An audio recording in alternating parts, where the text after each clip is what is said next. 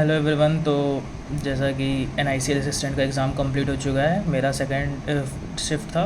और जो है पेपर बहुत इजी, मतलब पेपर बहुत इजी आया था, जिसमें सबसे पहले इंग्लिश खुला, फिर रीजनिंग खुला, फिर क्वांट खुला। इंग्लिश में मतलब चार आपके सेंटेंस अरेंजमेंट के क्वेश्चन आए हुए थे, 6 फिलर्स के क्वेश्चन आए थे, 10 आपके RC के क्वेश्चन आए थे। उसके बाद RC आपकी फॉक्स और कैमल के ऊपर थी। ये दोनों मतलब एक चोर रहते हैं, मतलब थीफ रहते हैं। ये जो मतलब खाने के लिए दूसरे के खेतों में जाते हैं, तो वहीं पे जो फॉक्स रहता है वो सिंग करने लगता है, गाना गाने लगता है। तो कैमल बोलता है कि आप मत गाओ मत गाओ, मैं पकड़ा जाऊँगा। तो बोलता है कि मेरे आदत है मुझे खाने के टाइम गाने गाने की। तो वो कहता है कि मतलब वो नहीं मानता है, और कैमल जो है मतलब जो ओनर रहता है उस खेत का जो है, तो वो उसे देख लेता है कैमल को, और पकड़ के उसे मारता है। फिर कैमल बदला लेने के लिए उसे पानी में मतलब सिंक करवाने लगता है, मतलब डुबाने लगता है फॉक्स को, क्योंकि उसको अपनी पीठ पर लेकर के गया रहता है नदी के पार। तो ऐसी स्टोरी थी।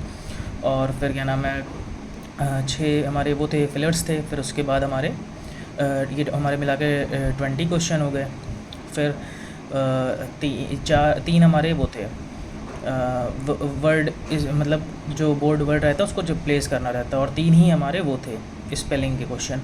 और जो है 4 हमारे एरर के क्वेश्चन थे, मतलब एरर और इनकरेक्ट, करेक्ट और इनकरेक्ट पूछा हुआ था। 4 सेंटेंस दिए थे अलग अलग ऑप्शन में, एक एक सेंटेंस, और सब में करेक्ट इनकरेक्ट पूछा था।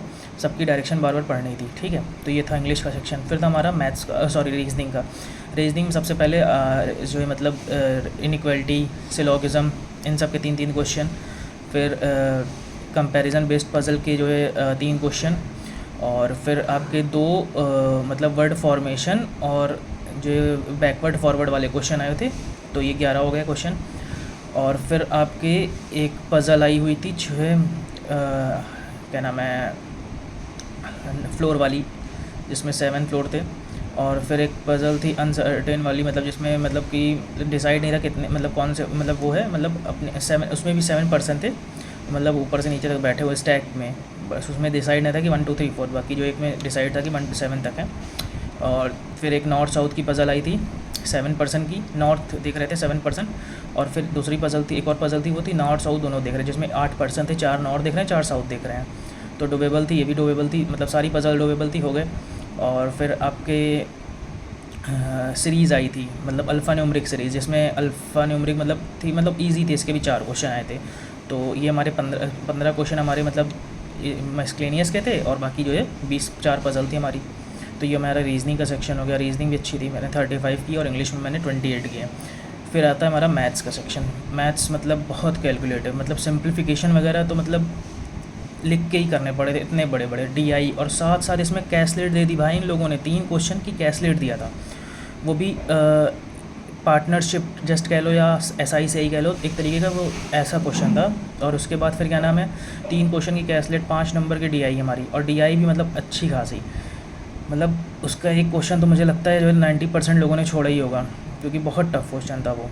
और उसके बाद फिर सिंप्लीफिकेशन, 10 सिंप्लीफिकेशन आए थे, 5 सीरीज़ आई थी रॉन्ग नंबर की, और फिर क्या नाम है 15 अर्थमेटिक आए थे, और नहीं 12 से 13 अर्थमेटिक आए थे, 3 नंबर की वो वही DI का एसलेट आई थी, और SI CI या प्रॉफिट पार्टनरशिप पे कह सकते हो आप। और इसमें मेरे हुए 29 अटैम्प्ट, बाकी 35 अटैम्प्ट करने वाला एग्ज़ाम था ये, मतलब 35 हो जाते, बट इतनी कैलकुलेटिव थी कि स्पीड थोड़ा असर आया हमारा। बाकी मेरे ओवरऑल 92 अटैम्प्ट हुए हैं। और हाँ, बाकी जो है डे 2, मतलब डे 1 शिफ्ट 2 थी मेरी, 2 ही शिफ्ट थी, तो लास्ट शिफ्ट थी। तो मे भी हो सकता है नॉर्मलाइजेशन का कुछ नंबर मिले, और इंग्लिश में थोड़ी मेरी एक्यूरेसी पे भी मतलब मुझे डर है। आई थिंक 4 से 5 मेरे में भी गलत हो सकते हैं, और मान लेते हैं एक रीजनिंग में गलत हो सकता है, बाकी मैथ्स में तो गलत होना नहीं है चाहिए। तो आई थिंक मेरे 86-87 मार्क्स बने, होप सो कि हो जाए। Thank you.